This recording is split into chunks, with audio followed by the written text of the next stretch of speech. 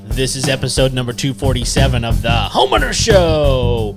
Well, whether you're DIY or looking to hire, we're here to help you find the best information and options for you and your home. My name is Kevin Hackett, and here with me is Craig Williams. Hello, and welcome to the Homeowner Show. We're so glad you could join us for another live episode. That's it. Live. All right. Well, today's been a day. Today's been a day? Today's been about a day and a half. Ooh. I know. What'd you do today? Oh my gosh. It felt like it was just like one thing after the other, and it started off this morning with I took my youngest dog to go get spayed. And so that'll be fun for the next 2 weeks. Population control. Exactly. So she's a golden doodle. She's a pretty big girl. And she got home this afternoon and was just standing there. She's a pretty hyperactive dog. And she was just like, she's doped up. Hi.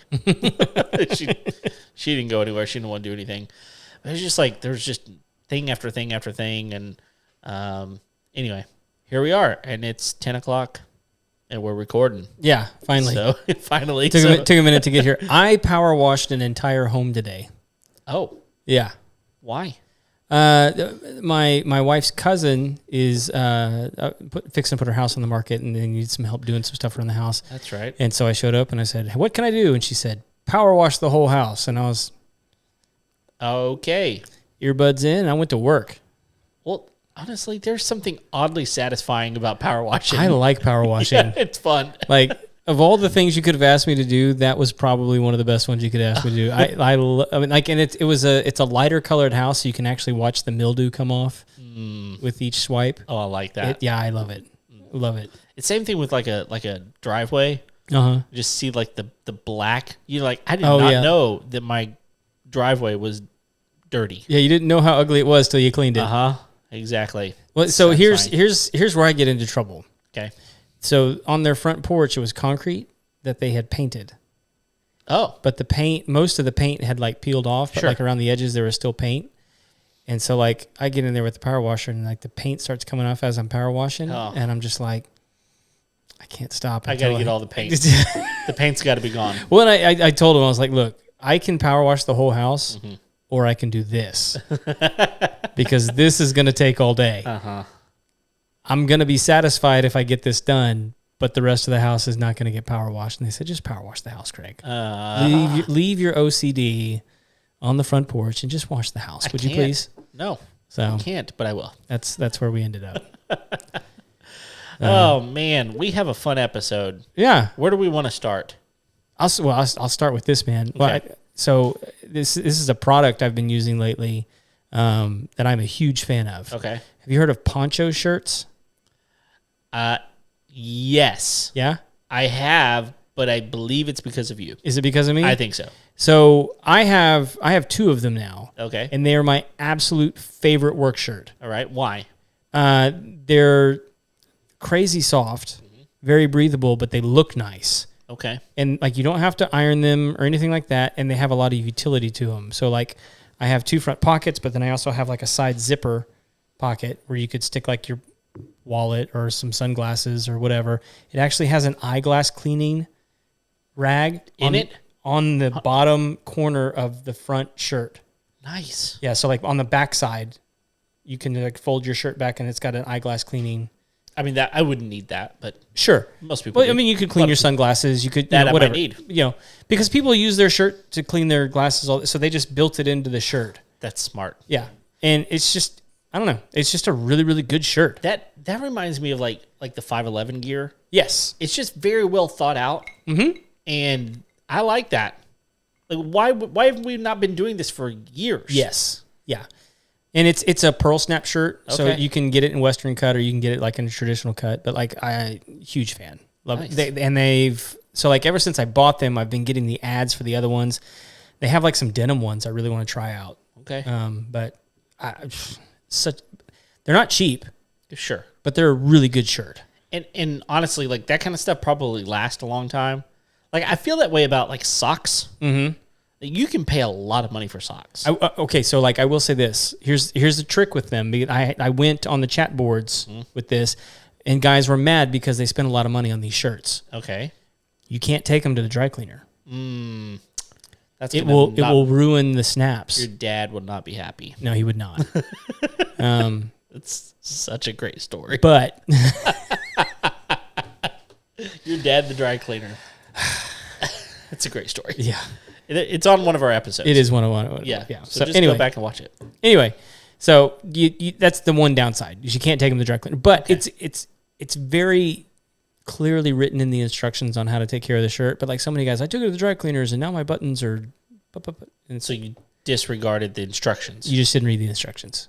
Yeah. So, but I get it because it's an expensive shirt and they're like, I should be able to take this to the dry cleaners.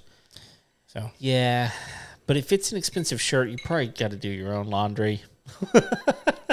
it is astounding to me how many people don't know how to operate an iron. Yeah. It's not that difficult. I will tell you I didn't know before I went to college, though. Yeah. My mom- Rizzler, you know how to use an iron? Yeah. All right. Okay. Okay. His mama's raising him right. There you go. I did not know until... If she's listening, I want to make sure she heard that. That's right. I didn't know how to wash my clothes either until I went to college. Yeah. My mom did it all. I didn't know. That explains so much of you. Yeah. And I now know. I don't enjoy it. She was protecting you. Yeah. You're going to hate this. Yes, exactly. Well, I think that they should... The poncho, is that what it is? Yeah. They Poncho. should... we'll promote your product. Uh-huh.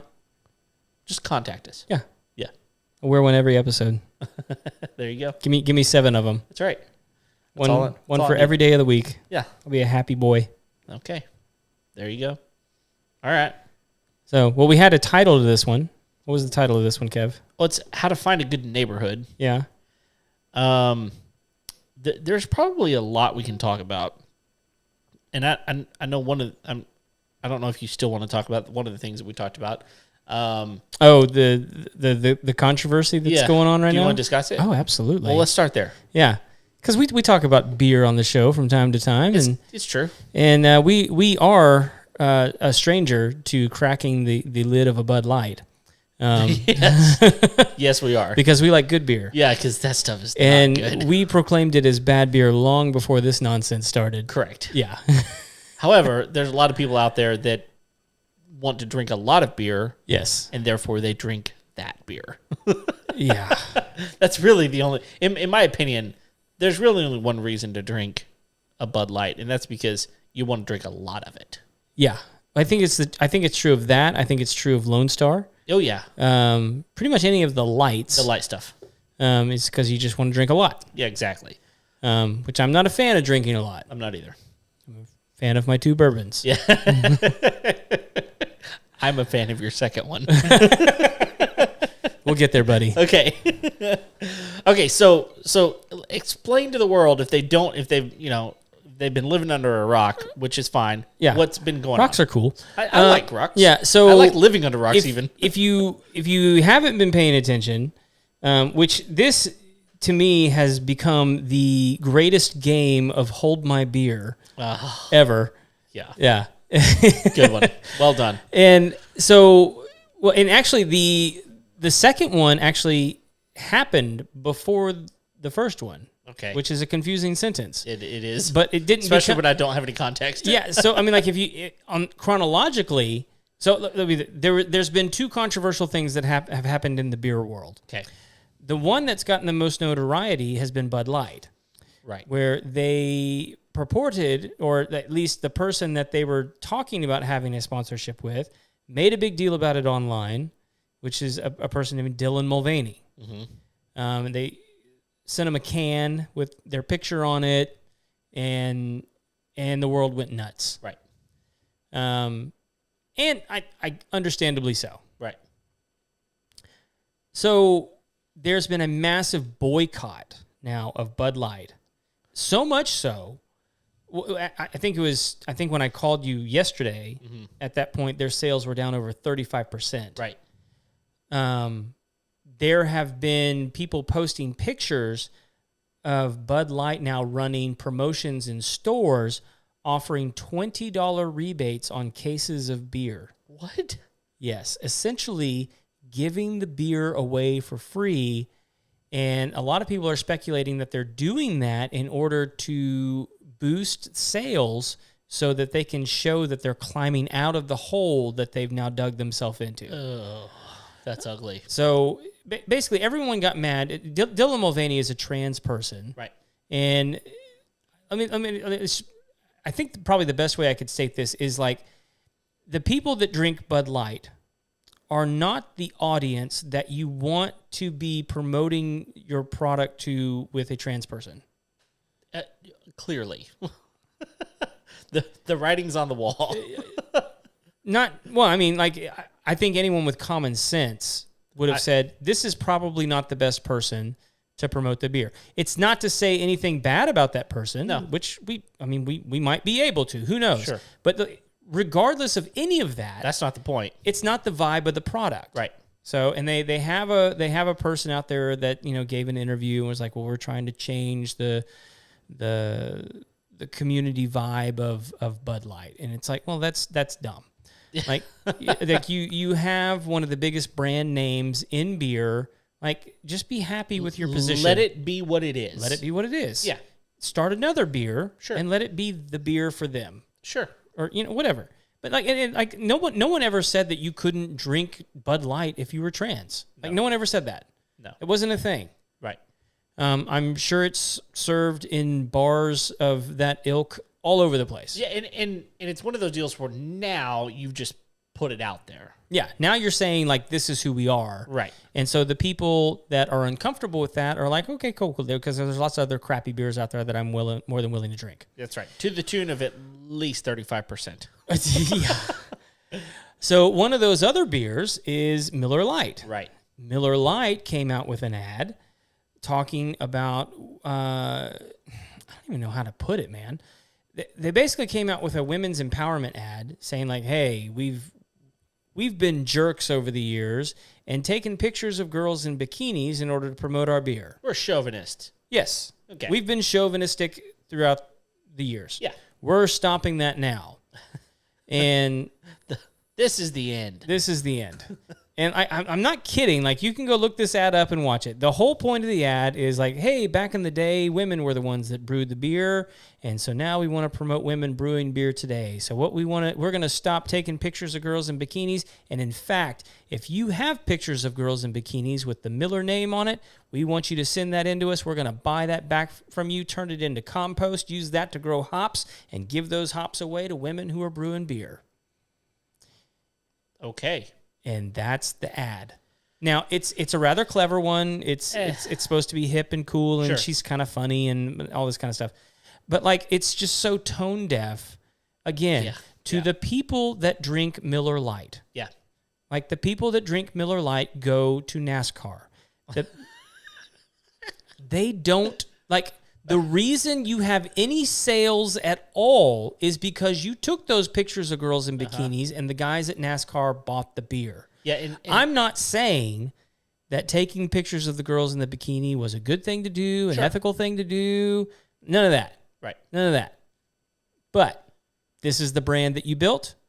You just destroyed it. Know your audience. You have an audience anymore. No, they had one. And those people are probably not taking down their pictures or their posters. From a moral perspective and a father's perspective of two daughters. Yeah. Good on you. Right. From a business perspective, morons. Well, yeah. Morons. You're destroying your brand. So, and essentially telling people, hey, I know that you've been drinking Miller Lite for the last 30 years with that poster that you bought in 1978. Right. Now you're a bad person. Yeah. How dare you? Repent. Right. We'd have. Feed the hops. Yes. But please continue to drink our beer. Yeah. Good luck with that. It's not going to happen. No. It's not going to happen.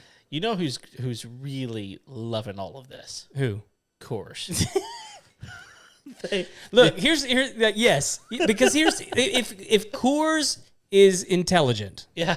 which I'm not sure that they are. No, we'll find out. We'll find out. If Coors is intelligent, And again, I'm not saying that I would do this Yeah. or that I think that it's a good thing. Disclaimer is there. I think it's a bad thing. Right. But if Coors was smart, they would double down on the bikini ads Uh-huh.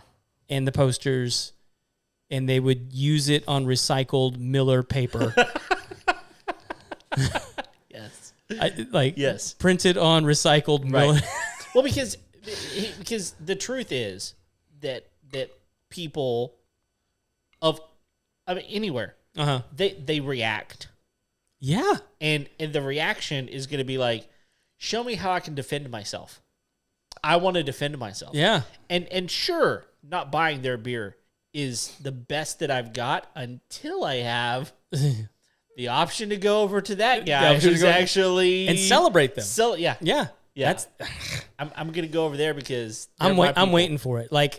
And not because I think it's like a good thing. I just think it would be a funny thing. We talk about Disney often. Yes. And that's what Universal has done for the last 2 years. Uh-huh. They've just poked at Disney going, oh, yeah, you have to make a reservation to get into their parks.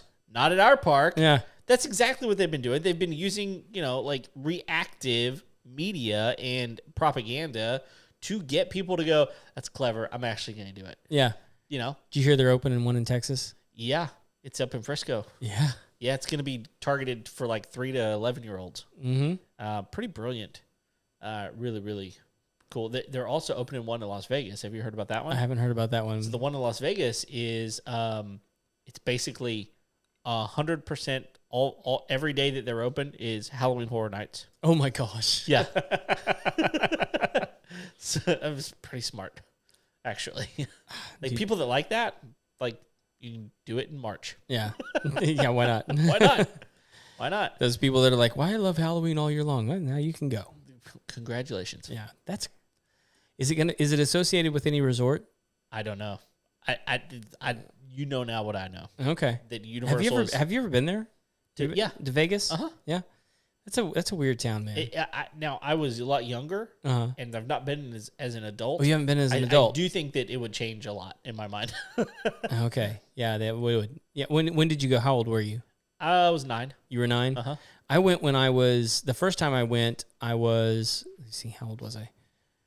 It's either 15 or 16. Okay. And I was handed flyers as I walked down the street. Oh, yeah, I'm sure. That was bizarre. I'm sure it was. It would be bizarre now as like a 42-year-old man, but it was really bizarre as like a 15, 16-year-old kid. What do I do with this? Yeah, it's like, that lady handed this to me. Right, I think I should put it in my pocket. Just light it on fire. Right? Yeah, exactly. So, all right. So we're gonna work through how to find a good neighborhood. Well, okay. This is via Kevin and Craig. Yeah, exactly. And I think that story, the Bud Light story. Yeah.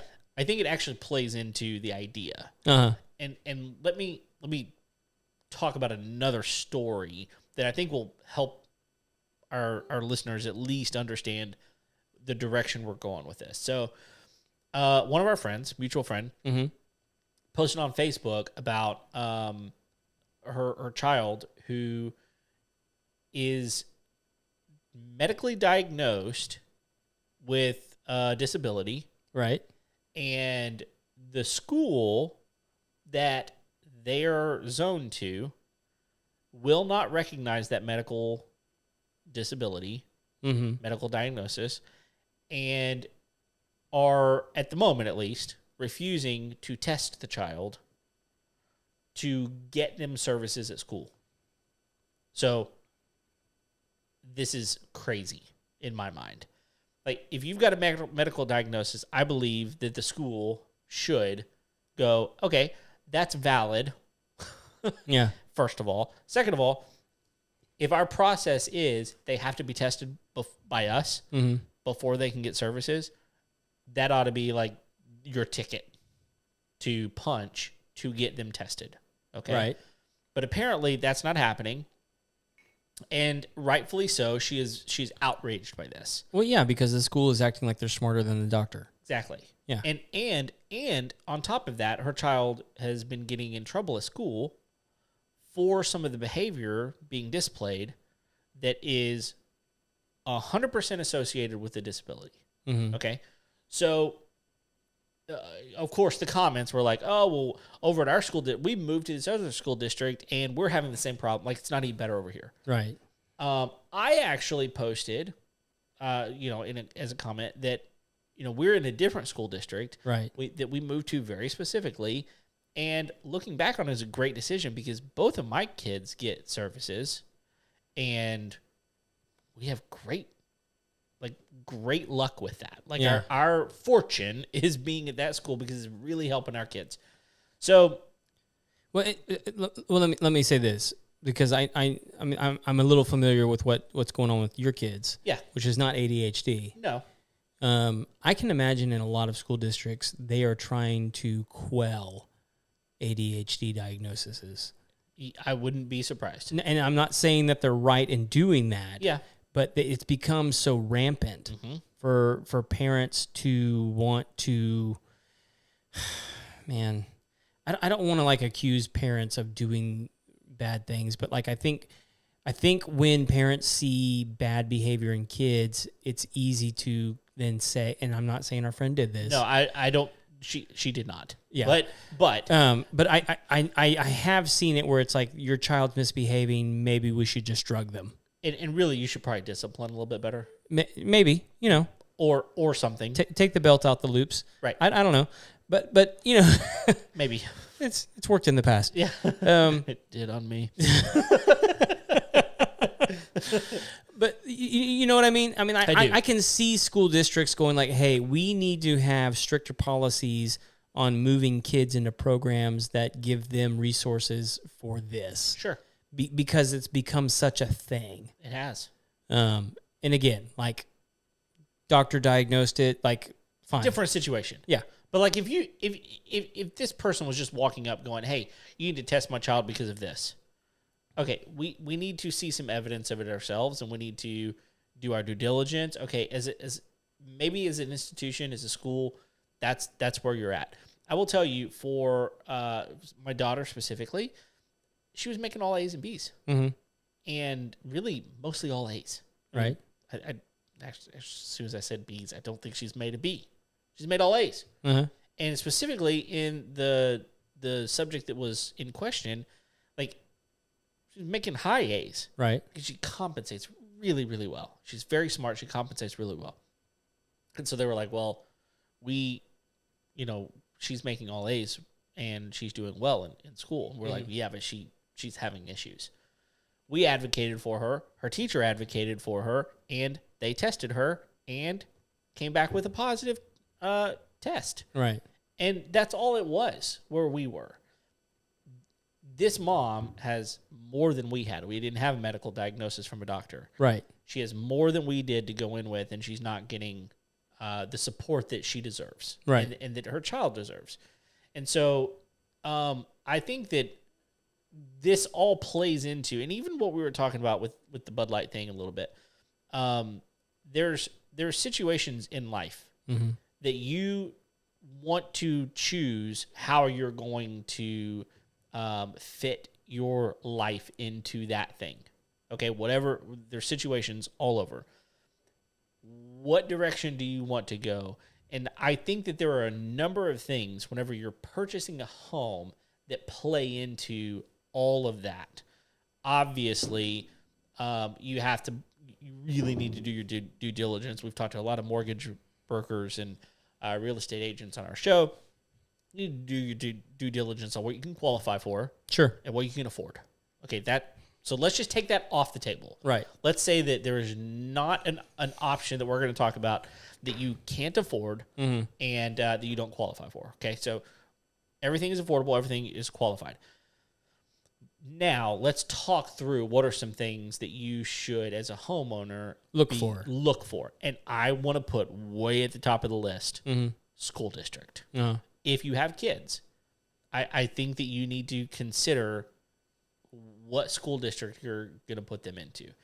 And I think that's fair. But there's a lot of people out there, me included, sure, that it doesn't matter. It doesn't matter. However, you're still paying taxes to them. You are still paying taxes to them, But like if you don't believe that the school district or public schools are going to give your kids the kind of education that you want, it's not going to be as much of a contributing factor. I agree. That being said, I think you should still look into it because I think a lot of people go into homeschooling, go into private schooling with rose-colored glasses on, and end up getting frustrated and burned out and putting their kids back in public school. Right, exactly. And there could be reasons for that beyond Multiple reasons. Yeah. Like my friend who passed away, I mean, they'd homeschooled their kids for all their lives. Yep. And all of a sudden, both parents are gone. The family members that took over raising the kids, I mean, they did the best that they could, but like they ultimately ended up putting them back into private and public schools. Sure. And so, you know, where you are, you know, and let's be honest, good school districts have better home values They do. at the end of the day. They do. So it's not necessarily a philosophical question as it is just like a smart financial question, because if you're in a good school district, your home values are going to be a little bit higher than the other ones that aren't as good as that one. Without question. And they're going to continue to grow. And so, but I guess part of my point is, okay, let's take public school off the plate. Let's say private school. Well, you still want to be in proximity to the private school you want to be at. Right. Like, whatever that is. I mean, I don't really want to be driving 45 minutes to take my kid to school. Sure. One way, you know? So there's that. I think there's also even with, I mean, one of the great things, especially around here, that's really, really grown over the last few years, or maybe 10, are these co-ops. Co-ops are amazing for homeschool kids. Yeah. And I'm an advocate. Like if you're going to homeschool your kid, like put them in a co-op. That's amazing. Well, again, research co-ops. Right. Like figure out where my kid going to be in an option to be in a co-op that I agree with, that is going to teach the direction that I want to teach. All of those sorts of things. So I still think that even if the public school isn't the thing for you, there are still school considerations that you need to think through. Yeah. So like for us, my daughter is starting high school next year. Yeah. But she's going to a hybrid school. So she's only going to school Tuesdays and Wednesdays. I mean, Tuesdays and Thursdays. Right. That's it. Yeah. So like it's a 30-minute drive to the school that she's going to, but it's 2 days a week. Can do that. That's no problem. Sure. Especially the direction it's going is toward where you have to go most of the time. Anyway. Most of the time, yeah. Like we're going to be not always. Next year's going to be a little bit different because our oldest is going to a different school than our youngest. Right. And our younger two go to a hybrid school as well. It's just going to be a different hybrid school. Right. So it's it's going to get a little complicated. Yeah. But they're well within driving distance. I mean, look, in Houston, if you got to drive 30 minutes, that's nothing. It's nothing. I got to go to the grocery store. It's that far. It feels like it. Yeah. No. I mean, I think that's a lot of people's experience around here. Like, and a lot of people don't understand that about Houston. And I think Dallas is a lot the same way. When I lived in Dallas, it was the same way. Now, when I lived in Little Rock, not the same. Yeah, that makes sense. Yeah. Yeah, and the Little Rock is a lot tighter. It is. But like Houston, Dallas, Fort Worth, sprawling. Oh yeah, they really are. So San Antonio's kind of becoming that way too. It is, especially if you live in like Bernie or some of these places. It's like, goodness gracious, you could be driving a ways. So yeah, I do agree with you that school should be a strong consideration, especially if you think that your kids are going to need additional help, like our friend. She's having to deal with it now, and that sucks. It really does. And because once you buy the house, you're stuck. And if you've been there any amount of time, you're embedded. You are, and you don't want to it seems silly to want to move to just go 20 minutes down the road to change school districts. Yep. Which is how it can happen. Also, school districts in Texas are weird. Most people like unless if you've lived in Texas your whole life, it just seems normal. But school districts in Texas are weird. Yeah. Like they're independent. Yes, they are. And so each one can be vastly different from the other one. Oh yeah. Very, very much so. So they're not as regulated by the state as they are in other states. Right. Well, and they get different amount of funding.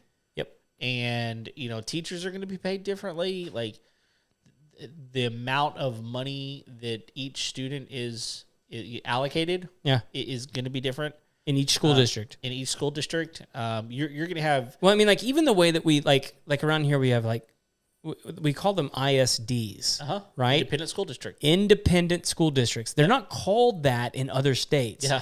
And like it's like the most Texas thing you could do to be call them like the independent school districts. It's like, Yeah. like look, you guys do what you want over there. Yeah. We're gonna do what we're gonna do over here. Right, Like, leave me alone. Yeah. Get off my lawn. That's right. Get off my football field. Yeah. Yeah, no, it's true. So All right, well, that's one of my number ones. What do you got? So one of the big deals around here is utilities. So there's particularly down south from here, you have what you call mud districts. Yeah, I had no idea what this was before I moved here because even in Dallas, I didn't have anything related to this. But they're not like Maybe they are now, but when I was there wasn't, and it was, or if there was, I just wasn't a part of them. yeah. And so what you have, at least here, what you have are what they call multiple utility districts. And so like what that is neighborhoods that are so big that they have their own utilities For their neighborhood. for their basically a government agency, but that it's for that neighborhood that's operating the utilities. So like one of the big ones near here is actually Bridgestone. It's one of the bigger neighborhoods around, and they have their own water treatment system Yep. for just that neighborhood. Like where I lived, not before I moved, Yeah. they had their own, but it had a number to it. We were like number 3. But there were like a dozen numbers or something. Right, Right. yeah. And it's like we're number 3. And they had their own water treatment facility. Right. And you are going to pay a different amount based on where you're at. Yep. How much water is going to cost, how much your sewer is going to cost, how much your trash is going to cost. You're paying into that utility district. Yeah. Well, and let me say this. Near where some of the main water treatment stuff and sewage stuff happens, which most of that time that's happening in the same facility. Yeah. It stinks. It does. And so I know of a situation where some people had some spec homes built and they never went and saw them. Oh. And then when they moved in, like every afternoon, it smells like sewage. Ugh. And it's like, why does it smell like this? Well, it's because the sewage treatment plant is right over Your there. proximity is too close. Too close. And so when you get into situations like that, you want to know where your home is. You want to know where stuff is happening. How much does it cost for the water? How much does it cost for the sewage? All those kinds of things. And those are things that a realtor should be able to know and find out. In fact, you got a seller is going to have a seller disclosure. And it's going to have those utilities on there. Call them, talk to them. If you don't know, ask your realtor. Like, tell me about this mud district. I didn't know anything about it. Right. Well, and also like what utilities are available. Yes. Because nowadays, at least here, like natural gas access is a big deal. It is. Even for us, like we have natural gas to our main house, but we have 2 other buildings on the property. Those 2 buildings don't have natural gas. Yep. Same with our house. And it's a pain in the butt. Yep. It is. Like we're fixing to drop well over $5,000 on a pool heater, and we're having to have a propane tank installed because we can't get natural gas over there. Yeesh. And having a 250 gallon propane tank is cheaper than having a natural gas line put in. Yeah, that's the problem. The natural gas lines are very expensive. Yeah. Yeah. So anyway, so knowing what's available in that neighborhood for the property that you're looking at, crucial. Yeah. Crucial. I mean, for me, it's like, look, even if you're not going to use it, having natural gas available, very valuable. It is, and that's actually one of the things whenever we were looking for acreage that we kind of just assumed we wouldn't have. Right. Because once you get onto acreage, again, it's very expensive, and a lot of these places are so far away from the natural gas area that you're not going to get it. Yeah. It's just too far out. And so you got to go propane if you want gas at all. We were fortunate to find that we are actually pretty close to the natural gas supplier. When you already had natural gas on the main house. And that's what we did. Yeah. And so, but it just so happened that whole neighborhood happens to have natural gas in the neighborhood. Yeah. We had meters, And like, to that point, there are some really nice gated communities near you that I know about that have no natural gas. And they're right next door. Yeah, and you just walk in the yard and there's like these giant propane tanks because they want to cook on with gas. Right. And what are you going to do? Yeah. And in that same vein, so like, utilities I think is a big deal. School districts are a big deal. Yep. One of the things I think a lot of people assume and don't actually check on is data access. Yeah. Having internet capabilities. Right. And like who you're getting it from. Who you're getting it from. Yeah. There's a lot of times in it's becoming less and less so because of our friends over at Tachys. Mm-hmm. But there's a lot of times when you move into a neighborhood, there is one company and yeah, that's the way providing internet access. That's the way it was whenever we moved into our previous home. Yeah. There was one, and it was Suddenlink. That was the case here. And it was awful. Yeah. I mean, it was the same one here as Suddenlink, and good on them, I guess, for like locking it down for 20 years. Yep. But we kicked them to the curb as soon as we had another option. Right. Because it was awful. Yeah. Yeah, you need to be checking on all of the services that are available at your house when it comes to utilities, internet. Well, internet's such a huge one now because so many people are deciding to work from home. Yeah. Well, even if you don't work from home, like your TV's connected. Like you can't. Everything's connected. Everything's connected. Yeah. So unless you're willing to go and do satellite, which there are companies out there that do satellite internet and satellite TV and all that kind of stuff, which you can do, but you need to know that going up front. Yeah. I mean, a great example is the house I power washed today. My wife's cousin's house. When they moved in, it was a great property. Sure. But then the pandemic hit, and their kids were homeschooling from, doing remote school from home, and they were having to use a hotspot off of a cell phone in order for all three of their kids to log in and do school remotely. Almost impossible. It was next to impossiple. Yeah. And it just didn't happen most days. Right. And because they didn't, they never needed anything else other than a cell phone up until that point. Right. But all of a sudden, dad's having to work from home. Mm-hmm. 3 kids are having to log in, and they're all logging in via a cell phone hotspot. It's because that the place that they lived is pretty rural, and had never had any sort of hard line put in, so they couldn't do anything. Right, and they're just stuck. Right, like what are you going to do? You're going to go to they're rural. So you're going to drive to like Starbucks, which is like 15 miles away. With 3 kids doing school? Which, by the way, it was closed because it was a pandemic. You can't win for losing. No. So, I mean, like, and like everyone's saying, like, well, okay, well, what's the next one?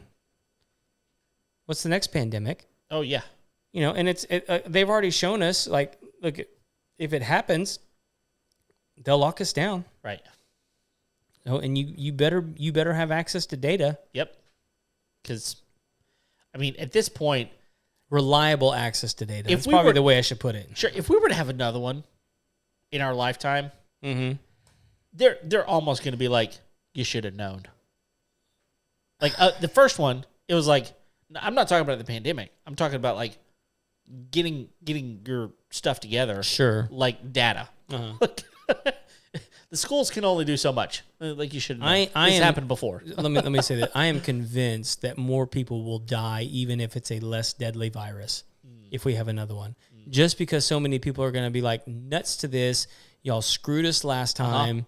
It was ridiculous. I'm not doing it again. Yep. And then those people are going to get sick. Yep. You're right about that. So I think. I hope we don't have another one. Oh, please. Let's not. So, All right, here's another one that I think is very closely related to what you're talking about with utilities, and that's HOA or POA. or POA, sure. You need to know the difference in the two. Yeah. And Do you know who John Oliver is? I don't. I think so. He does a late night show on HBO. Okay. You'd recognize him because he was a character on Community. Oh, okay. Yeah, he's the British guy. All right. So his name is John Oliver. Okay. So he does kind of like a Jon Stewart-esque show on HBO called Last Week Tonight or something like that. Oh, that's funny. Yeah. But he did a 30-minute segment a few weeks ago on HOAs. Really? Yes. Was Just it- like berating them. Oh, well. Like ripping them to shreds. Yeah. It was parts of it were funny, Yeah. but 30 minutes, That's a long time. it was dumb. Yeah. It was like, okay, so clearly you've run out of things to rant about. It's like us ranting on Andrew's. Well, we have so many negative things to say. here's the all you have to do is to log in next door and find out that no one likes the HOA. None of them. No one. Even though they all like, if you were to ask those same people who jump on Nextdoor and be about their HOA, if you asked them if they would move into a neighborhood without one, They don't want to. they would say no. And there's a couple of reasons. One, because they like how pretty their neighborhood is. Right. And two, They want don't that yard of the month sign. That's what they exactly right. And two, they don't want a trailer house being parked next to their, Right. their brick home. Yeah. Which, that's fine. I don't care what you live in. What I care about is what my house looks like in comparison to yours. Like Yeah. that's what these people are. But so yeah, but you need to know what your regulations are. Mm-hmm. I mean, I'll tell you, we wanted to move my mother-in-law onto a house on our property.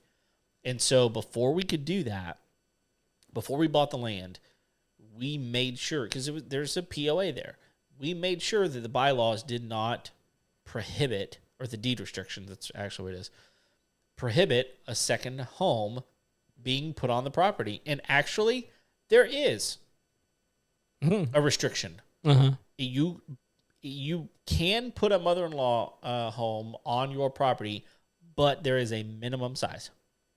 It has to be at least 800 square feet. Oh. Well, okay. That's something you need to know. Do they refer to it as a ADU? No, they refer to it as a mother-in-law suite. Really? Yes, it's exactly what it's referred to as. It's a little outdated. But then- Update your bylaws, people. But then here's what's interesting. I was talking to one of the board members the other day, and he said someone tried to build a 2,000 square foot house as a mother-in-law suite. He was like, "That the problem is that's basically a second residence." Yeah. That's what they're trying to avoid. They want to give you the opportunity to build a second house, but they don't Right. want a second resident. They want these acreage lots. It's 3.5 acres for mine. Some of them I think are as big as 5, but they want them to be single family homes. Right. That's what they want. That's what the POA put into place early on. Well, you need to know that if you want to do something different than that. Yeah. You need to know what the fees are associated. And are those my only fees? Because, again, the last neighborhood we lived in, there were POA fees, and then there were club dues that you were required, because it was a country club. Right. You were required to pay at least the minimum club dues every month, and the POA dues were due quarterly. So, guess what? Every 4 months or 3 months, you got about a $250 bill. Well, you need to know that, Yeah. And so be aware of what you're getting yourself into. Yeah, because a lot of people would be like, oh, it'd be really cool to live on a golf course. Sure. Until You're paying $80 a month for club dues and $250 every quarter. yeah. All of a sudden, you're close to $2,000 a year that you're paying for your house, and it's going nowhere to your house. Yeah. It's going to the neighborhood. Yeah. It's not going to your principal. Nope. Yeah. That could be for our house. It could have been an extra house payment. Yeah. So, Well, I just mean, something gotta know. you talk about like $2,000 over the course of 30 years, right? That's a lot of money. That's a lot of money, It is. right? Yeah. $60,000. Yeah. Oh yeah, it's a quarter of a house. You hit that on your principal. You hit $60,000 on your principal. Yeah, it's coming down quick. You're knocking like 5 to 7 years off your note. That's exactly right. Yep, that's nuts. It is, and it's funny. We went from that to the POA that we pay for right now. It's $150. Yeah, a year. Right. That's not a month. That's now, a year. But like, what are you guys getting for that though? Well, there's no real benefit as far as like we're getting a certain like I mean, there's a few little things like they make sure that like the front entrance looks nice. There's that. But beyond that, the front entrance of the neighborhood? Yeah. Okay. But beyond that, you're paying a little bit to make sure that the deed restrictions are enforced. Yeah. That's it. So they've got people that drive around, just kind of look and see, do they have, Here's what I've always wondered about that, man, because there's always those people, right, that drive around, take pictures, and then ultimately send letters. Yep. So do those people get paid? Yes. Really? Well, I think some of them do. I think there's always that, I'm going to use the word Karen. Sure. there's always that person. Karen Bud Light drinking. Exactly. There's always that, but there, like for instance, there are people in our POA that are on the board. Yeah, that's part of their job, and they do get paid for it. Yeah. Now it's not much. I mean, I'm paying basically what I do is I pay $50 an acre. Mm-hmm. Is what I do. You pay by acre, and it's $50 an acre right now. So it's like nothing. But so it doesn't afford me much, but it at least affords the ability that if someone has to have a lawsuit brought against them because they've got a broken down car in the front of their yard that's not legal, then we'll take you to court and there's some repercussions. Sure. So yeah, that's about it. So one of the ones that I think is really helpful is to actually talk to locals. And I think, if there's a neighborhood that you're interested in buying a property in, I would find the closest restaurant and go have lunch or dinner. Yeah. And find out from, talk to the waitress, talk to the hostess, and get a vibe, because the people that are eating at that local restaurant, because if it's not a chain, right? Like a local restaurant. Yeah. And kind of get a vibe for the place that you're talking about moving to, because this is find the restaurant that's like closest to that neighborhood. Yeah. And then go for lunch or dinner and see what the vibe is like in that place. And have a conversation with your waitress or waiter. And see like, hey, what's the clientele like in here? Right. What's the how are you guys doing? Yep. A lot of people coming in. Mm-hmm. What do you hear about the neighborhood? Right. Is this an area you'd like to live in? Yeah, it's a good one. Yeah. Because they'll tell you. Sure. Like, hey, like no, there's a lot of jagoffs that come in this place, man. I'd never want to live here. Right. Okay. Well, those are going to be my potential neighbors. Right. Like, he just told me that they don't treat the wait staff very kindly, and he would never live here, or she would never live here. So now you have a choice. Yeah. But you have information though. You have additional information to add to the pile. Yeah. So I think that's a pretty good strategy to and then also. So I asked ChatGPT like how do I find a great neighborhood to buy a house in? Okay. And so one of the ones, it came up with 9 suggestions. Oh. Interesting. Which were actually, I may actually ended up posting it to see what people think. But one of the ones that it came up with, number 7, was consider future developments.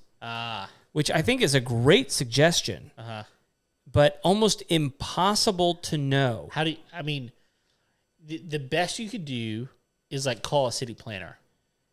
But good luck getting them on the phone or even figuring out who that is. I'm just saying that's the best option. Let me give you, for instance, like my parents bought the property where our office is now, and like never in their wildest dreams would they believe that there would be an 8-lane highway in their backyard Right. 30 years later? Right. But lo and behold, There it is. it's right there. Yeah. You can hear every car. Yeah. And I mean, like it's you could throw a rock and hit it. Yep. And now they're having a 3-story apartment complex built, less than 200 yards away from where their home is. Oh my goodness. And it's like it's getting ridiculous, and it's because it's such a rapidly growing area. Yeah. They're having to put up cheap housing. Mm-hmm. The part of that is because the highway's coming through now. Right. And like when they moved there in 1992, Was the zoo already there? no, the There's a zoo in their backyard. there is a zoo. Like, we in share their backyard. We have a zoo for a neighbor. Yeah. It's a They private would- zoo. It's pretty incredible. Have you ever taken your kids? I have not. You but need you need to take them. yeah, I know. It's incredible. But again, we're proving a point, aren't we? Like, Yes. how would you feel about having a zoo in your backyard? Well, initially when they moved in, it was just a cougar. Sure. They had a mountain lion Yeah. and a pig. That was all they had. Yeah. A mountain lion. Like, that sounds ridiculous to most people. Is like, oh, all they had next door was a mountain lion and a pig. Like, okay, because what it is now Right. is a private zoo Right. with hyenas and timber wolves and bears and otters, and I could go on and on. It's amazing. Yeah, no, and they're great people. Sure. I'm not complaining. They have ostrich too. Well, What? they did. Emus. And we talked about that in another episode. I'm not telling that story again. I'm not telling that story again.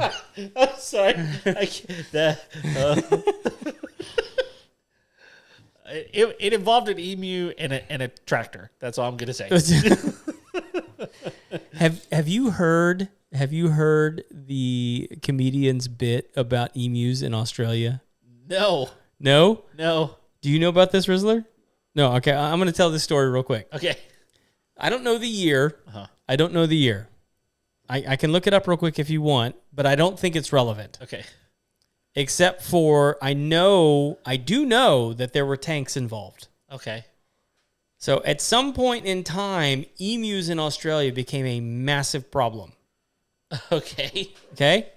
And so Australia declared war. Ugh. And like, I'm not kidding. They declared war on emus in Australia. That's a thing. And they engaged their national military to go in and wipe out the emu. Oh my goodness. And they lost. Twice. I wish I was making it up. Look it up. Okay. It's incredible. Oh, wow. Like you can watch footage of the Australian military rolling out the tanks, rolling out the jeeps. They're gonna go get the emu, and they lost. Okay, so I typed in Australian war again, and that's as far as I got. Uh-huh. I was gonna say against Emu. It Finished it. finished it against Yep. emus, the number one search. Yep. Okay, and one of the dates that comes up immediately was 1932. Uh-huh. That's the great. The Great Emu War of 1932. Yep. Yep. In 1932, Australia started an emu war and lost. Yep. So this is too good, y'all. There's a comedian that does a great bit about this. I don't know his name. I'm sorry, gentlemen. Your bit about emus in Australia It's is incredible. amazing. Yeah. I don't know your name, but like go search it, you'll find him. Oh, this is even better. How Australia lost the Great Emu War and what it means.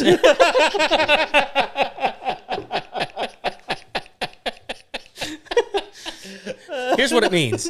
Guess who you don't want as your ally? That's exactly right. Oh my goodness! Wow. Yeah, we'll help you defeat the Germans. Like, look, you couldn't beat birds. Yeah. Yeah, they're like allies with the French. Look, McDonald's took down emus. That's true. I mean, if your dad could do it. One shot. You don't even have to try, apparently. That's right. He's not Cowboy Jack. He's Emu Jack. The notorious emu-killing bandit of Texas. He's just too honest. Just too honest. Wow, that derailed really fast. No, Yep. but Knowing whether or not there's emus in that neighborhood It's- would be really good to know. would be. Yeah. And like, Have you ever been around them? oh yes, I have. They are shifty. Yes, they will come. They will come up behind. They are legit raptors. Yes, they're fast and they're, yeah, they're sneaky. Uh-huh. Yeah, They do the thing with the neck. they stare at you. Yeah. They're They got the beady eyes. yes, they do. But okay, so are you zoned for certain things? What Fair question. currently are you zoned for certain things? Has the zoning changed recently? Could it change again? Like, I mean, legitimately, I know people that have said, I'm going to buy this house because the backyard is a national forest. Right. Nobody will ever build behind me because it's a national forest. Right. So, I mean, I do think that location, when it comes to those sorts of things, you need to know. Right. You need to know those things. So I'm curious. sure. What's another thing on the list? I've got a couple more, but I'm curious. Let's see here. Evaluate property values. Okay. The last one is trust your instincts. I don't know. Listen, I don't know if you can. I'm gonna put that right up there with like listen to your heart. Right. It's like no, Don't do it. no, listen. Your heart's stupid. Uh-huh. It doesn't know what it's talking about. No, especially whenever it comes to something that goes, ooh, shiny. Yeah. Don't like. Yeah. I understand what it's saying. Like ultimately, you know what you like and what you don't like. Right. That's fair. Yes, Do not listen to your instincts. No. Your instincts are stupid. they are. Um, Especially whenever it comes to something that is like a short-term thing. Right. It could be a former crack house. And if you're a dude and they put a 85-inch television in the living room and say, like, look, the TV goes with the house, you're like, I like this house. Right. And a pool table. Yeah. Oh, thanks. Sounds great. Right. Could be infested with termites. You're like, I'll buy it. Buy it today. Don't listen to your instincts. No, don't do Your that. instincts are stupid. Okay, so I've got one that's a little bit ambiguous. Okay. I think you need to consider your values. Uh-huh. And, okay, again, Ethical, political, what are you talking about? I think that there are all of these things in play. Okay. So, for example, we live in the reddest county in Texas, Yep. Montgomery County. Arguably the United States, but yeah, go Agreed. ahead. So, know that. Yeah, if you're a raging Democrat Yep. and like You you just want need to know. you just need to know like you're moving into like the reddest, one of the reddest mean- places in the world. Yesterday, I was driving behind a pickup that had probably 6 Trump flags flying out of the back of it. Uh-huh. It is. He's not president, right? No, Not currently. not yet. Okay. He's campaigning. But you see He's my, campaigning. You see my point. Yeah. Like, you just need to know that. Like, If that is listen. going to drive you nuts, Yeah. don't move here. Well, listen, here's what everybody needs to understand. My children didn't know what the F word was Until they saw a Trump until flag. Joe Biden got elected I president. mean, not. Oh yeah, that's true because there's a flag over there Yeah. that has his name on it. Uh-huh. Yep. Yeah. It's all the FJB flags. Uh-huh. Like those things piss me off Oh sure. to no end. Me too. Like I don't understand. I don't like him either. Right. No, Like, I would never say that no. Nor would I display it openly. proudly Yeah. No. on That's- the roadside no way. where a 8-year-old child can phonetically say, "Hey, what's Yep. Exactly. really?" Right. But again, it exists now. Know the environment you're moving into. Exactly. I think that's a great point. And so I think that, look, I mean, let's even talk again. I told you that in my opinion, what we talked about at the very beginning of the episode with the Bud Light stuff, I think it plays into this a Yep. little bit for those sorts of things. I even think religiously, Mm-hmm. like know where you're, okay, if you're a member of a church or a synagogue or a mosque or whatever, like, Know that you're going to have access to that and a community around you that's going to support you. right. And so find a place that mimics what you're looking for with that. Which people listening to this may go, Craig and Kevin are pro-segregationists. No, not. But at the same time, I do believe that There's value in being around people who are like-minded. That's right. And if you are maybe you're part of a denomination that you want to go to church at that denomination, like find a church that's that denomination in the area. Yeah. And if it's not, and you have to drive 45 minutes to go find that denomination, I don't think that would work for my family. Yeah. I don't want to drive 45 minutes just to go to church.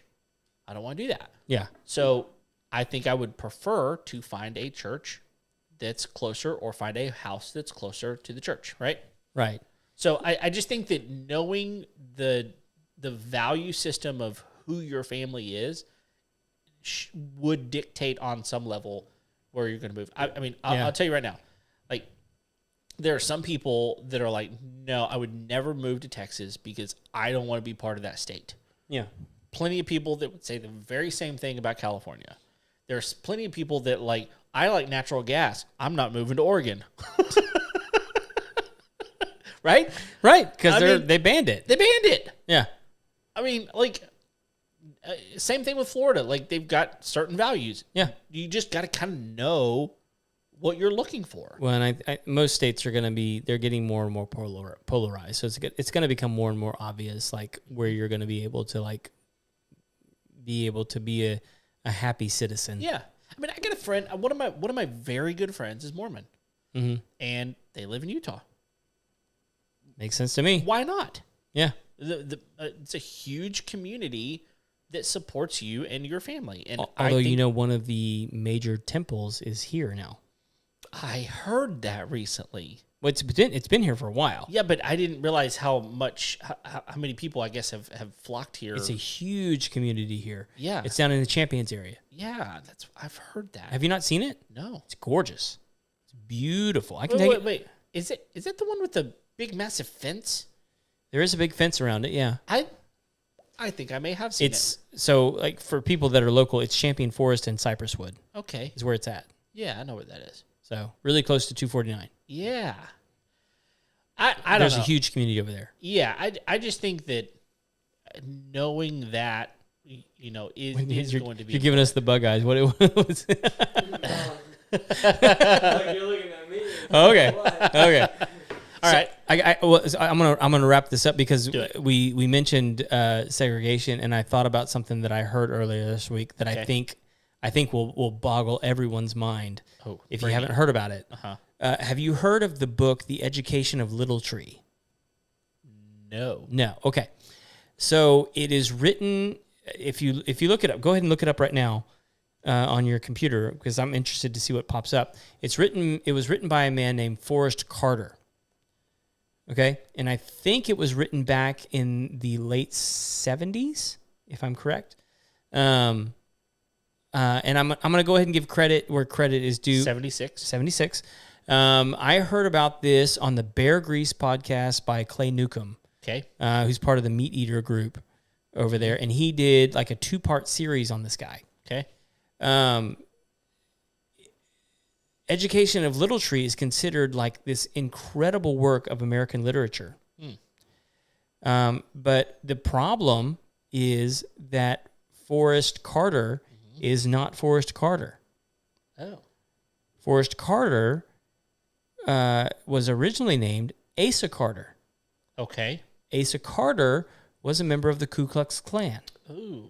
Okay. Asa Carter wrote speeches for the Alabama governor, and actually George Wallace was his name. George Wallace, and it's all here on Wikipedia. Yeah, he wrote the speech where George Wallace stood on the steps and said, "Segregation now, segregation tomorrow, segregation forever." That was Asa Carter. Interesting. Asa Carter, under the name Forrest Carter, which he used the name Forrest Carter. It was Bedford Forrest Carter. Okay. Which was he named himself that after Nathan Bedford Forrest, who was the founder of the Ku Klux Klan, Okay. Wow. also wrote another book that became a movie. That movie was The Outlaw Josie Wales, Really? which launched the career of Clint Eastwood. Huh? Clint Eastwood bought the rights to that story, which is the story of a disgruntled Confederate soldier that goes to Texas to hide from the Union. Whoa. Yeah. So here's what's crazy. This is the crazy thing. No one knew. No one knew. They didn't know the connection. They didn't know the connection. He was interviewed by Barbara Walters on Good Morning America, Oh my goodness. where he presented himself. So The Education of Little Tree is supposedly a self-autobiography of a Cherokee boy raised by his grandparents. Yes. Asa Carter was not a Cherokee man. Right. He was a white man. He went on the Barbara Walters interview and portrayed himself as a Cherokee man Oh my goodness. that he had written about himself in this book. And people called in to the station and said, "Hey, you're getting tricked. That's Asa Carter, not Forrest Carter." And they said, "Whatever." And they were all laughing at him. Oh my goodness. In 1991, the book hit the New York Times bestseller list. Really? Oprah Winfrey put it on her book club. Really? Yes. Well, and there was a film adaptation in 1997. There was a film adaptation. No one really talks about the film adaptation. I haven't seen it. Sure. I've actually ordered the book to read it because apparently it is a beautiful piece of literature. Really? Yes. Like there are those that say if it did not have the controversy surrounding, because it's a blacklisted book. Sure. Like no one's publishing it anymore. Right. They say were it not to have the taint on it today, it would be in the same league as Tom Sawyer and Huckleberry Finn. Oh my goodness. And That's like, amazing. If you read, they'd say like this is why I want to read it. They say if you read it, you would assume that the author is one of the most empathetic and thoughtful people about race relations in the United States that you would have ever met. That doesn't seem. It doesn't like make fits. sense, right? No. No. And so like it's this Who is this guy? exactly. But he died Okay. when I think he died in the late 70s. Oh. And so like it became a bestseller posthumously. Okay.